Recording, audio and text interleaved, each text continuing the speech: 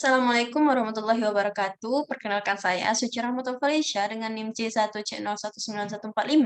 Pada video kali ini saya akan membahas mengenai akad murabahah. Untuk itu, mari kita sama-sama bahas akad murabahah mulai dari pengertiannya. Yang pertama yaitu pengertian akad murabahah. Jadi murabahah ini merupakan transaksi jual beli barang dengan menyatakan harga perolehan pokoknya dan keuntungan yang ingin disepakati oleh penjual dan pembeli. Nah, hal yang membedakan murabahah dengan penjualan yang lainnya, eee, kita kenal dengan penjualan secara jelas memberitahu kepada pembeli berapa harga pokok barang tersebut dan berapa besar keuntungan yang diinginkan oleh si penjual. Nah, pembeli dan penjual nantinya dapat melakukan tawar-menawar atas besaran margin keuntungan sehingga akhirnya memperoleh kesepakatan bersama. Kemudian akad murabahah ini sesuai dengan syariah karena merupakan transaksi jual beli di mana kelebihan dari harga pokoknya merupakan keuntungan dari penjualan barang.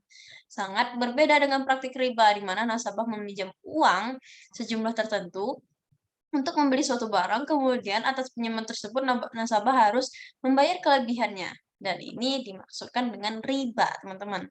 Nah, menurut ketentuan syariah, pinjaman uang harus dilunasi sebesar pokok pinjamannya dan kelebihannya adalah riba. Tidak tergantung dari besar kecilnya kelebihan yang diminta, juga tidak tergantung kelebihan tersebut nilainya tetap atau tidak tetap sepanjang waktu pinjaman. Kemudian ada jenis-jenis akad murabahah. Nah, yang pertama itu murabahah dengan pesanan. Murabahah jenis ini, penjual melakukan pembelian barang setelah ada pemesanan dari pembeli.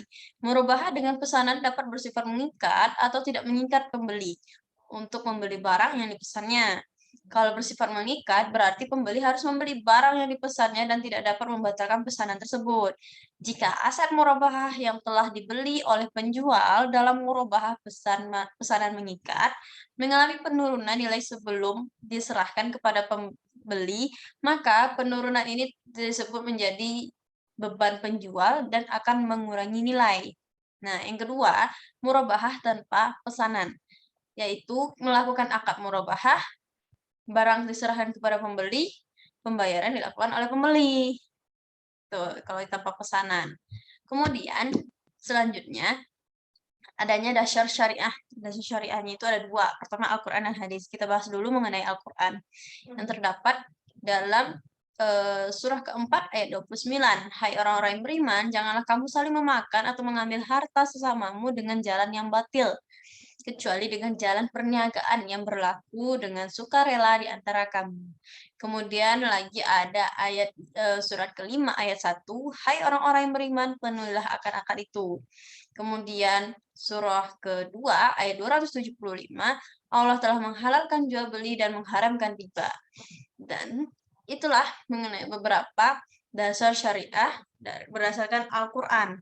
Kemudian berdasarkan hadis dari Abu Sa'id Al-Khudri bahwa Rasulullah Shallallahu Alaihi Wasallam bersabda, sesungguhnya jual beli itu harus dilakukan suka sama suka.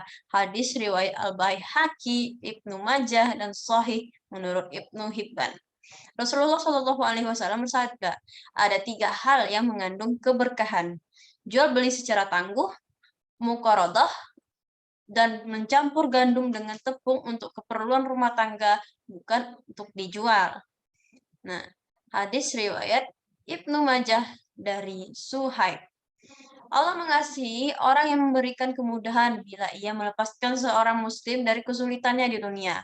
Allah akan melepaskan kesulitannya di akhirat dan Allah senantiasa menolong hambanya selama ia suka menolong saudaranya. Hadis riwayat Muslim. Nah, itu beberapa ketentuan dasar syariah berdasarkan hadis, teman-teman. Selanjutnya, perlakuan akuntansi berdasarkan PSAK 102. Pertama, pada saat perolehan, aset murabahah diakui sebagai persediaan sebesar biaya perolehan.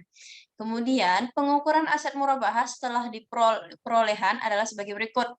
Nah, yang A, jika merubah pesanan mengikat, dinilai sebesar biaya perolehan dan jika terjadi penurunan nilai aset karena using, rusak, atau kondisi lainnya sebelum diserahkan ke nasabah, Penurunan nilai tersebut akan diakui sebagai beban dan mengurangi nilai asetnya.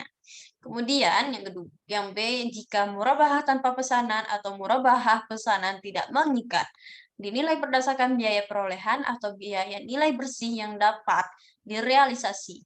Mana yang lebih rendah? Dan jika nilai bersih yang dapat direalisasi lebih rendah dari biaya perolehan, maka selisihnya diakui sebagai kerugian. Kemudian yang ketiga, diskon pembelian aset murabahah diakui sebagai berikut. Nah, yang A, jika terjadi sebelum akad murabahah, maka sebagai pengurangan biaya perolehan aset murabahah. Kemudian jika terjadi setelah akad murabahah dan sesuai akad yang disepakati, maka bagian yang menjadi hak nasabah dikembalikan kepada nasabahnya. Jika nasabah masih berada dalam proses penyelesaian kewajiban atau kewajiban kepada nasabah jika nasabah telah menyelesaikan kewajiban. Kemudian, jika terjadi setelah akad murabahah dan sesuai akad yang menjadi bagian hak lembaga keuangan syariah diakui sebagai tambahan keuntungan murabahah.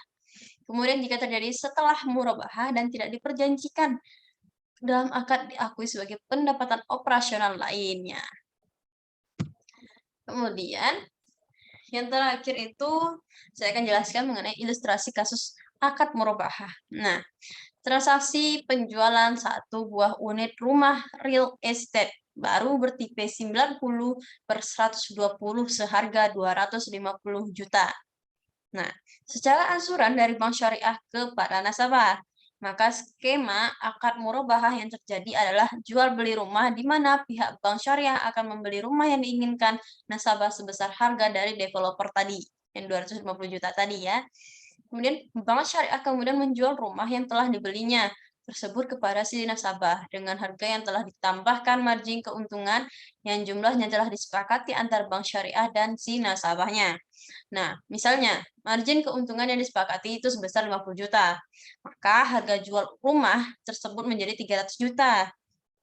Pada umumnya, nasabah harus membayar uang mukanya sebesar 30% dari harga rumah tersebut secara tunai kepada bank syariah. Sementara sisanya lagi, yang 70%-nya itu harus dibayar si nasabah secara mencicil.